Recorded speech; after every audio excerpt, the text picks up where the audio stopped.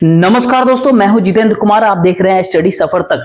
दोस्तों, बाबा साहब भीमराव अंबेडकर को लेकर के देश भर के भीतर मचा राजनीतिक घमासान लगातार बढ़ता ही जा रहा है। यह राजनीतिक घमासान इतना ज्यादा बढ़ चुका है कि अब संसद भवन परिसर के भीतर सदन के मुख्य बिल्डिंग, जो नई संसद भवन जो है, उसके अंदर जाने वाली सीढ़ियों के ऊपर मारपीट तक की नौबतें आ गई है। आरोप प्रत्यारोप का खेल शुरू हो गया है। हालांकि इसके पीछे कई तरह की साजिशों की भी बात कही जा रही है, क्योंकि कल तक जब देश भर के भीतर इस तरह का नारा लग रहा था, अमित शाह माफी मांगो, तो आज सत्ता पक्ष ये नारा लगा रहा है कि राहुल गांधी माफी मांगो। इसीलिए संसद भवन परिसर के भीतर गेट पर सीढ़ियों के ऊपर जो कुछ धक्का मुक्की हुआ है और जिस तरह के आरोप कांग्रेस पार्टी के ऊपर लगाया जा रहा है, उसके पीछे कई तरह के षड्यंत्रों की कहानी भी सामने निकल करके आ रही है। लेकिन आज जो है आपके सामने इससे बड़े एक मुद्दे को लेकर के चर्चा करने वाला हूं। एक चिट्ठी आपको बताएंगे और किस तरीके से वो चिट्ठी नरेंद्र मोदी सरकार के लिए भारी पड़ने वाली है, या फिर यूं कहे कि वो चिट्ठी नरेंद्र मोदी सरकार के लिए भारी पड़े या फिर ना पड़े,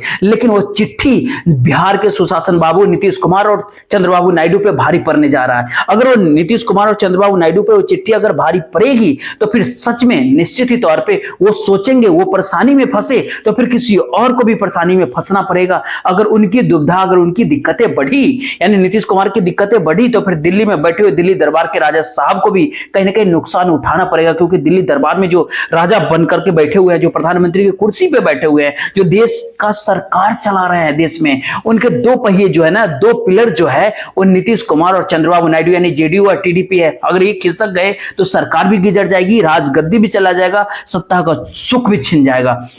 और ये हम कोई हवाबाई बातें आपको नहीं सुना रहे हैं दोस्तों, आपको तथ्य और आंकड़ों के साथ, फैक्ट के साथ आपको बताएंगे कि डॉक्टर भीमराव अंबेडकर बाबा साहब के विवाद को लेकर के लिखी गई एक चिट्ठी किस तरीके से बिहार के सुशासन बाबू नीतीश कुमार और चंद्रबाबू नायडू के लिए मुसीबत का सबब बन चुका है। इसके लिए इनकी स्थिति ऐसी विकट हो चली है कि उनको आज न कल फैसला लेना होगा। अगर वो लोग फैसला नहीं लेते हैं तो उनकी अपनी राजनीति, अपनी राज्य के भीतर उनका अपना राजनीतिक कैरियर हिल जाएगा, उनका अपना राजनीतिक जमीन खत्म हो जाएगी, राजनीतिक पार्टी खत्म होने की कगार पे आ जाएगा। और ये आंकड़ों और तथ्य के जरिए आपके सामने हम बताएंगे कि क्यों बिहार के मुख्यमंत्री नीतीश कुमार और आंध्र प्रदेश के मुख्यमंत्री चंद्रबाबू नायडू के पास राजनीतिक संकट खड़े हो चुके हैं, राजनीतिक अस्तित्व के सवाल खड़े हो गए। उनके लिए अब मुद्दा बन चुका है कि डॉक्टर भीमराव अंबेडकर, बाबा साहब अंबेडकर के अपमान को लेकर के क्लियर स्टैंड दे, और क्लियर स्टैंड वो नहीं लेते हैं तो अपने अपने राज्य की जनता को मुंह तक नहीं दिखा पाएंगे। और इसलिए हम आपको कह रहे हैं कि उन दोनों की मुसीबत बढ़ेगी। बिहार में नीतीश कुमार की मुसीबत बढ़ेगी, आंध्र प्रदेश में चंद्रबाबू नायडू की मुसीबत बढ़ेगी, तो दिल्ली दरबार के प्रधानमंत्री नरेंद्र मोदी की मुसीबत भी बढ़नी तय है, मोदी सरकार की मुसीबत बढ़नी तय है। शुरुआत हम आप करते हैं उस चिट्ठी से। दो चिट्ठी होती है, लिखी जाती है बिहार के सुशासन बाबू नीतीश कुमार को, लिखा जाता है चंद्रबाबू नायडू को। किसने लिखा है, क्या कुछ लिखा है उस चिट्ठी के भीतर, कैसे इन दोनों नेताओं के लिए उनके राज्य में मुसीबत हो गई है। आपको एक ट्वीट आपको हम दिखाते हैं, स्क्रीन पे आप देख लीजिए कि आम आदमी पार्टी के मुखिया, आम आदमी पार्टी के राष्ट्रीय संयोजक अरविंद केजरीवाल का ट्वीट। अब देखिए उस ट्वीट में क्या कुछ वो लिखते हैं। भारतीय जनता पार्टी ने संसद में बाबा साहब भीमराव अंबेडकर का अपमान किया है। लोगों को लगता है कि बाबा साहब को चाहने वाले बीजेपी का समर्थन नहीं कर सकते हैं। आप भी इस पर विचार करें। श्री नीतीश कुमार जी को पत्र, उन्होंने जो अपना एक पत्र लिखा, अरविंद केजरीवाल जो नीतीश कुमार को जो पत्र लिखा है, वो संसद से सड़क तक देश भर में घमासान मचा हुआ है। लेकिन अरविंद केजरीवाल ने इस जगह पे एक बड़ा दाव खेला है। हालांकि दिल्ली में विधानसभा का चुनाव होना है, इसकी बड़ी वजह है, इस बड़े दाव की बड़ी वजह है कि दिल्ली के भीतर भी बड़ी मतदाता है, जो दलित मतदाता है, चुनावी जीते में बड़ी भूमिका उनकी होती है। इसलिए आम आदमी पार्टी का जब गठन हुआ था, तब बहुत ज्यादा विचार विमर्श के बाद अरविंद केजरीवाल ने झाड़ू को चुना था अपना प्रतीक। तो अब जो चिट्ठी है उसमें देखिए तमाम तथ्यों की जानकारी दिया है अरविंद केजरीवाल ने। अमित शाह कैसे बयान दिए, बाबा साहब भीमराव अम्बेडकर को लेकर कैसे टिप्पणी किया। आगे ये भी कहा कि बाबा साहब अम्बेडकर जिनको कोलंबिया विश्वविद्यालय ने डॉक्टर ऑफ लॉ से सम्मानित किया था। अगले पैराग्राफ में आप पढ़िएगा कि इससे, यानी अमित शाह के बयान से देश भर के भीतर करोड़ों लोगों की भावनाएं आहत हुई है। ये बयान देने के बाद अमित शाह जी ने माफी मांगने के बजाय अपने बयान को उचित ठहरा दिया। प्रधानमंत्री नरेंद्र जी ने मतलब साजिश रूप से अमित शाह का बयान का समर्थन किया। इससे जले पर नमक छिड़कने का काम नरेंद्र मोदी ने किया। अमित शाह जो बयान दिए, प्रधानमंत्री ने उसको सार्वजनिक रूप से उस बयान को समर्थन करके उसको कहीं ना कहीं बड़ा मुद्दा बन गया है और लोगों को ऐसा लगने लगा कि बाबा साहब भीमराव अम्बेडकर को चाहने वाले भारतीय जनता पार्टी को समर्थन नहीं कर सकता है। अगला चिट्ठी में ये नीतीश कुमार को जो अरविंद केजरीवाल चिट्ठी लिखते हैं उसमें लिखते हैं कि बाबा साहब केवल एक नेता नहीं बल्कि हमारे देश के आत्मा है। भारतीय जनता पार्टी के इस बयान के बाद लोग चाहते हैं कि इस मसले पर आप भी गहराई से विचार करें। और गहराई से विचार करने का क्या मतलब होता है कि विचार करें कि नरेंद्र मोदी सरकार को समर्थन जारी रखना है या फिर नहीं जारी रखना है। और इनका दूसरा एक ट्वीट और आप देख लीजिए कि किस तरीके से उन्होंने इस मुद्दे को आगे लेके गया, किस तरीके से उन्होंने प्रेशर में डाल दिया है नीतीश कुमार को और चंद्रबाबू नायडू को,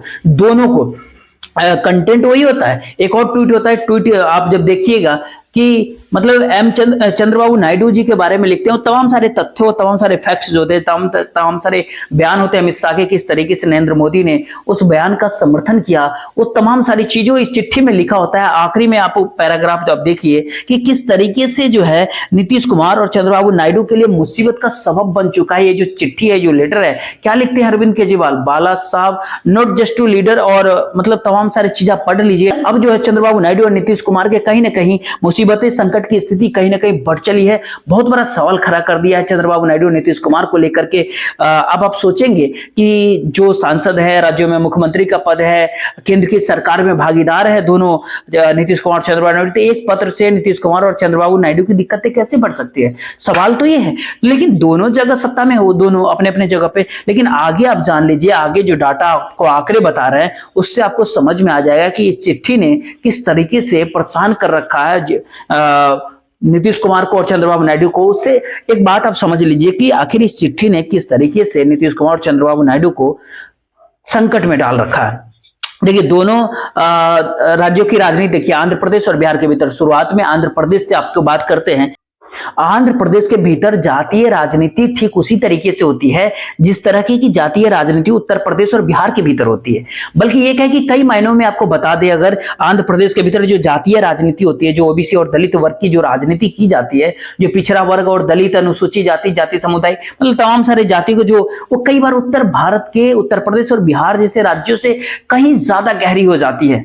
बल्कि सामाजिक रूप से, राजनीतिक रूप से जो दक्षिण भारत का जो दलित समुदाय है, जो दक्षिण भारत का जो पिछड़ा समाज है, वो बहुत ज्यादा विचारशील है, उन्नत है। और आप कहते हैं ना कि व्हाट्सएप यूनिवर्सिटी के ज्ञान से उनको बहला फुसला नहीं सकते साहब। बहला फुसला सकते तो फिर वहां पर बहुत ज्यादा बीजेपी मजबूत हो जाती है। लेकिन बीजेपी मजबूत हो नहीं पाती है। क्यों नहीं हो पाती है? क्योंकि चंद्रबाबू नायडू की दिक्कतें आपको गिना देते हैं। सबसे बड़ी दिक्कत चंद्रबाबू नायडू की क्या होती है कि वहां पर जो पिछड़े वर्ग की आबादी होती है, ओबीसी की आबादी होती है, वो करीब 35% के आसपास होती है। और दलित आबादी जो जिसको अनुसूचित जाति, अनुसूचित जनजाति कहते हैं, उसकी 17% से ज्यादा होती है उसकी आबादी। ये 35 और 17% मिलकर हो जाते हैं 52%।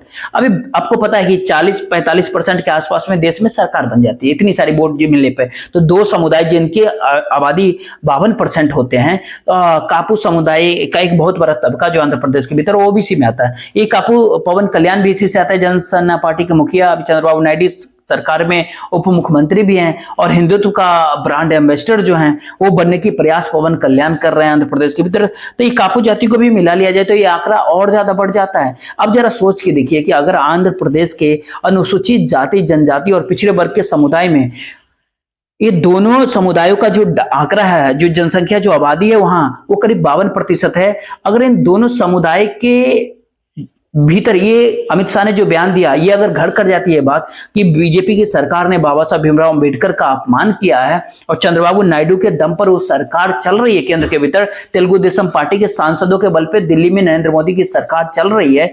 अगर ये दोनों समुदायों के लोगों के मन में, मतदाताओं के मन में इस तरह की बात अगर घर कर गई तो फिर ऐसे में चंद्रबाबू नायडू और उनके नेताओं को घर कहीं ना कहीं वापस लौटना पड़ जाएगा। क्योंकि इन दोनों समाज को, इन दोनों समुदायों को नाराज करके इस पूरे देश भर के भीतर कोई राजनीति नहीं कर सकता आज के डेट में। और आंध्र प्रदेश के भीतर तो बिल्कुल भी नहीं कर सकता है। आंध्र प्रदेश के भीतर ऐसी हालत हो जाएगी कि आपको तेलुगु देशम पार्टी के उन उम्मीदवारों को ढूंढना पड़ेगा, खोजना पड़ेगा जो अपनी जमानत न बचा पाए। तो अगर इन दोनों समुदायों की नाराजगी अगर बढ़ती गई आंध्र प्रदेश के भीतर, तो तेलुगु देशम पार्टी टीडीपी के लिए, चंद्रबाबू नायडू के लिए अपनी राजनीतिक विरासत को, अपनी राजनीतिक जमीन को, अपनी राजनीतिक दल को बचा पाना बिल्कुल नामुमकिन हो जाएगा। और इसीलिए इस चिट्ठी ने चंद्रबाबू नायडू के लिए परेशानी का सबब बन गया है। अब उनको, चंद्रबाबू नायडू को कहीं ना कहीं फैसला करना पड़ेगा कि आखिर वो नरेंद्र मोदी सरकार के साथ है या फिर नहीं है। देश भर के भीतर जिस तरह का माहौल लगातार बनते जा रहा है डॉक्टर भीमराव अंबेडकर के अपमान को लेकर के, और जिस तरीके से अमित शाह और प्रधानमंत्री नरेंद्र मोदी के खिलाफ एक नकारात्मक माहौल तैयार हो रहा है, वो आंध्र प्रदेश के जनता को कब तक समझा पाएंगे, आखिर कब तक उनको ये बात बता पाएंगे। और हमने फिर से आपसे कहा कि दक्षिण भारत की पढ़ी लिखी लोगों को, व्हाट्सएप यूनिवर्सिटी का ज्ञान से उन लोगों को बहला फुसला कोई नहीं सकता इस दौर में। तो ये चंद्रबाबू नायडू की कहीं ना कहीं बहुत बड़ी समस्या उनके लिए खड़ी हो गई है। चंद्रबाबू नायडू के पास लोकसभा के भीतर 16 सांसद है वर्तमान में। 2024 के लोकसभा चुनाव में 16 सांसद उनके लोकसभा पहुंचे हैं, जिनके बल पे नरेंद्र मोदी की सरकार केंद्र में टिकी हुई है। लोकसभा के आंकड़ा भी बताएंगे, लेकिन बिहार की बात अगर करें तो बिहार में कैसी समस्या होगी। अरविंद केजरीवाल ने जिस तरह की चिट्ठी नीतीश कुमार और चंद्रबाबू नायडू को लिखा है, ये तय मान करके चलिए कि आने वाले समय में अन्य विपक्षी पॉलिटिकल पार्टी, खास करके कांग्रेस भी इसी मुद्दे को जोर शोर से उठाएगी। या तो कांग्रेस चंद्रबाबू नायडू और नीतीश कुमार से अपील करेगी या फिर पत्र लिखेगी। अगर नहीं लिखेगी तो राजनीतिक रूप से, सियासी रूप से इसको मुद्दा बना करके जरूर नीतीश कुमार और चंद्रबाबू नायडू पे दबाव बनाने का प्रयास करेंगे। संसद के भीतर भी और संसद के बाहर भी उन दोनों को लगातार एक्सपोज करती रहेगी। इसीलिए धीरे धीरे समस्या कहीं ना कहीं बढ़ती जा रही है। बिहार की राजनीति में अगर देखिएगा तो नीतीश कुमार ने जातीय जनगणना करवाया था, बिहार में जातीय सर्वेक्षण करवाया था। उसमें आंकड़ा क्या निकल करके आया था बिहार के भीतर? एक बात और समझ लीजिए कि बिहार वो धरती रही है जिसने इस भारत देश को पहला दलित उप प्रधानमंत्री दिया था। आपको ध्यान होगा कि बिहार वो धरती रही है जिसने इस देश में पहली बार किसी दलित को मुख्यमंत्री बनाया था। तो फिर उस बिहार जैसे प्रदेश के भीतर आप दलित वर्ग को नाराज करके देश के भीतर राजनीति नहीं कर सकते हैं। अब तो नीतीश कुमार ने इसी दलित वर्ग को खुश करने के लिए दलित वर्ग के तमाम आबादी को महादलित वर्ग में शामिल कर दिया था। क्यों? क्योंकि राजनीतिक फायदा उनको लेना था। अब कैसे वो नाराज करने की जोखिम उठाएंगे? दूसरी बात, बिहार के भीतर देखिए, जब बिहार की जातीय जनगणना की बात हम आपसे कर रहे हैं, जातीय सर्वेक्षण की बात कर रहे हैं, ये नीतीश कुमार की सरकार की डाटा को बात कर रहे हैं, उनके आंकड़ों की बात कर रहे हैं। गौर कीजिए इस आंकड़ों पे। उन्होंने उसमें बिल्कुल साफ साफ क्या नजर आता है? ओबीसी, बिहार के भीतर अन्य पिछड़ा वर्ग की जो आबादी होती है 27.13% थी बिहार सरकार के जातीय जनगणना के आंकड़ों के अनुसार। और अन्य पिछड़ा वर्ग जो बिहार की राजनीति के भीतर नीतीश कुमार ओबीसी के अलावा ईबीसी भी लेकर के आए थे, अत्यंत पिछड़ा वर्ग भी उन्होंने बना दिया बिहार के भीतर। और ईबीसी में 36.01% आबादी है। अगर वो ओबीसी और ईबीसी को दोनों को मिला दीजिएगा तो पिछड़ा वर्ग की जो कुल आबादी बिहार के भीतर है वो करीब 63.14% यानी 64% के आसपास। केवल पिछड़ा वर्ग की बात बता रहे हैं, इसमें दलित जोड़ दीजिए। बिहार सरकार के जातीय जनगणना के आंकड़ों के अनुसार बिहार के भीतर जो अनुसूचित जाति है, जो दलितों की आबादी है, वो 19.65% के आसपास है, यानी 20% के आसपास कह सकते हैं आप। अगर बिहार के भीतर तीनों समुदाय को एक साथ मिला दीजिएगा, एससी यानी अनुसूचित जाति, ओबीसी यानी अन्य पिछड़ा वर्ग, ईबीसी यानी अत्यंत पिछड़ा वर्ग, इन तीनों समुदायों को आबादी मिलाकर के बिहार के भीतर करीब 82.79 यानी 83% के आसपास बिहार में होती है। शुरुआत में ही आपको बता दिए थे, हवाई में हम कोई बात नहीं करेंगे, ये आंकड़ों फैक्ट के साथ, तथ्य के साथ बात करेंगे। अगर 83% आबादी के मन में ये बात घर कर गई कि नीतीश कुमार के बल पे नरेंद्र मोदी की सरकार दिल्ली के भीतर है, नीतीश कुमार के समर्थन के बल पे दिल्ली दरबार के भीतर सरकार जो चल रही है, जिसके गृह मंत्री अमित शाह बाबा साहब भीमराव अंबेडकर का अपमान करते हैं संसद के भीतर, उनके खिलाफ अनर्गल बयान देते हैं, तो ये 83% बिहार की आबादी के भीतर अगर ये बात घर कर गई तो फिर नीतीश कुमार को भी चंद्रबाबू नायडू की तरह घर में ही बैठना पड़ जाएगा। ना तो इधर जाने के लायक रहेंगे, ना उधर जाने के लायक रहेंगे। पलटने पलटने का खेल तो वो हमेशा खेलते ही रहते हैं। अगर उन्होंने तुरंत फैसला नहीं लिया, तुरंत अपना स्टैंड साफ नहीं किया, तो किसी भी तरफ जाने के लायक नहीं रहेंगे। इसी के साथ जनता दल यूनाइटेड की जो राजनीतिक पारी है, जो राजनीतिक अस्तित्व है, वह भी कहीं ना कहीं संकट में आ जाएगा। और फिर जेडीयू का नाम लेने के बाद भी आपको नहीं मिलेगा 83%। अगर बिहार के लोग नाराज हुए तो फिर नीतीश कुमार कहीं के नहीं रहेंगे। इसीलिए नीतीश कुमार की चिंता बढ़ती जा रही है। उनको फैसला करना पड़ेगा, जल्दी करना पड़ेगा, तुरंत करना पड़ेगा। जिस तरह के नकारात्मक माहौल बन रहा, जैसे ने हम आंध्र प्रदेश के बारे में बात की, जैसे बिहार भी देश का वह राज्य है जो राजनीतिक रूप से काफी सक्रिय राज्य रहा है। बिहार के भीतर अगर किसी भी दुकान, चाय दुकान, तारी दुकान, पान की दुकान, ठेले पे, रेडी पे, कहीं पे जाए तो उनकी राजनीतिक बहस का स्तर आप देख लीजिएगा।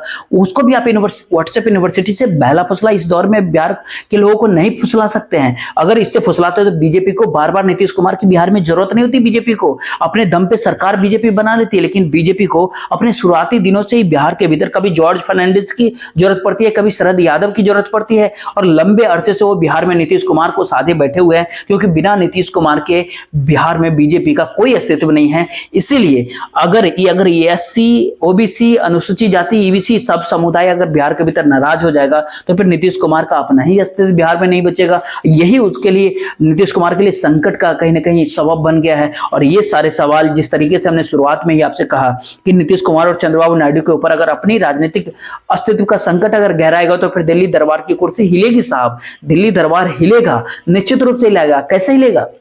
एक देश एक चुनाव का संसद के भीतर देखा क्या हुआ, उस वोटिंग में क्या हुआ, उसमें तो अपने लोगों ने वोट धोखा दे दिया। कई तरह की बातें निकली, लेकिन खैर एनडीए का लोकसभा के भीतर सांसदों की संख्या अभी कितना है? 293 एनडीए का 293 अभी 293। और चंद्रबाबू नायडू के सांसदों की संख्या कितना है? तेलुगु देशम पार्टी के सांसदों की संख्या होती है 16। जी हां, अभी। और बिहार के मुख्यमंत्री नीतीश कुमार के party Janata Dal United JDU के सांसदों की संख्या अभी 12, यानी 16 और 12। आपको ये आंकड़ा हम क्यों बता रहे हैं, ये भी बात थोड़ा देर बाद आपको समझ में आ जाएगा। इस दोनों को घटा के देखिए, 293 में से 16 सांसद हटाइए, टीडीपी के समर्थन अगर वापस होती है तो आप पहले समझिए कि चंद्रबाबू नायडू को ये फैसला कहीं ना कहीं बहुत जल्दी करना पड़ेगा, नहीं तो आंध्र प्रदेश के भीतर उनकी अपनी राजनीति खत्म हो जाएगी, उनकी अपनी राजनीतिक संकट में पड़ जाएगा। उसके बाद जनता दल यूनाइटेड बिहार के भीतर अगर उनके 12 सांसद, नीतीश कुमार भी अगर एनडीए सरकार से समर्थन वापस लेते हैं तो 293 में से 16 और 12 घटाइए तो 265 के आंकड़ा बीजेपी सरकार के पास बच जाएगा। आपको ध्यान होगा कि लोकसभा में सरकार बनाने के लिए कम से कम आज के दौर में आपके पास 272 सांसद होने ही होने चाहिए। 272 नहीं, 265, 7 सांसद और कम हो जाते हैं। और फिर आपसे हम कह रहे हैं कि शुरुआत करने की जरूरत होती है यहीं पर। अगर ये दोनों पॉलिटिकल पार्टी अगर सरकार से बाहर होते हैं डॉक्टर भीमराव अंबेडकर के अपमान के मसले पर, तो फिर ऐसे में केंद्र की सत्ता गिरेगी और एकनाथ शिंदे साहब को भी कहीं ना कहीं वहां पे सोचना पड़ेगा। कई छोटे बड़े राजनीतिक दल हैं, उनको भी सोचना पड़ेगा। ये जो बहुमत जो है, अभी तो केवल जेडीयू और टीडीपी को निकाल दीजिए तभी केंद्र की सरकार गिर जाती है, तभी बहुमत से 7 सांसद कम हो जाते हैं। अगर इस तरह का माहौल बनता है, अगर लोगों में इस तरह के बातें घर कर जाएगा, नीतीश कुमार और चंद्रबाबू नायडू कहते हैं कि बाबा साहब भीमराव अम्बेडकर के अपमान को बर्दाश्त करने के लिए तैयार नहीं, इसीलिए नरेंद्र मोदी सरकार से समर्थन वापस ले लिया है, तो एकनाथ शिंदे और अन्य राजनीतिक पार्टी, छोटे छोटे राजनीतिक पार्टी, उनको भी कहीं ना कहीं सरकार को समर्थन देने पर विचार करना पड़ेगा। और तब नरेंद्र मोदी सरकार की नींव और बुनियाद ऐसा ही डगमगा के गिर जाएगी। आपने कभी सोचा नीतीश कुमार और अमित शाह कितने विवादों पे सफाई दे रहे थे, उनको कभी जरूरत ही महसूस नहीं हुआ था। क्या कुछ कहा गया अगरी जाति पिछड़ी जाति को लेकर के। मध्य प्रदेश में उनके नेता कैसे बयान देते थे, किस तरह के विवादास्पद बयान उनके नेता लगातार देते रहे, लेकिन कभी सफाई नहीं हुआ। सफाई आई तो पार्टी प्रवक्ता की तरफ से आई, एक छोटी मोटी सफाई आ गई, लेकिन यहाँ तो पूरी की पूरी सरकार अभी उतर गई है। अमित शाह को भाजपा मुख्यालय जाकर के प्रेस कॉन्फ्रेंस करना पड़ता है, नरेंद्र मोदी की को भी उनकी सफाई में उतरा। भाजपा की आईटी सेल काम कर रही है, भाजपा के तमाम जो ट्रोलिंग जो ताकत होती है, जो टूल किट उनका होता है, उनको भी इनमें झोंक दिया गया। आखिर क्यों झोंक दिया गया? क्योंकि नरेंद्र मोदी और अमित शाह इस बात को जान रहे हैं कि ये विवाद अगर बढ़ा तो चंद्रबाबू नायडू, नीतीश कुमार और अन्य सहयोगी पॉलिटिकल पार्टी के लिए दिक्कत हो जाएगी। अगर उन सब के लिए अगर दिक्कत होगी तो फिर दिल्ली दरबार यानी कि नरेंद्र मोदी की सरकार, उनकी कुर्सी हिल जाएगी। इन डाटा, इन नंबरों पर जरूर ध्यान दीजिएगा। और निश्चित तौर पर हम आपको बता दें कि कहीं ना कहीं बिहार में नीतीश कुमार और चंद्रबाबू नायडू के ऊपर वो क्या कुछ सोचते हैं, उनको सोचना उनकी मजबूरी होगी, काम करना उनकी मजबूरी होगी, लेकिन कब तक सोच करके अंतिम फैसला ले पाते हैं ये उनके ऊपर आज छोड़ते हैं। जनता जनार्दन है, आपको भी कहीं ना कहीं इस बात पे सोचना पड़ेगा, आपको भी फैसला करना पड़ेगा। इस वीडियो में इतना ही। वीडियो को लाइक और चैनल को सब्सक्राइब कर लीजिएगा, वीडियो को शेयर कर दीजिएगा। जय हिंद, जय भारत।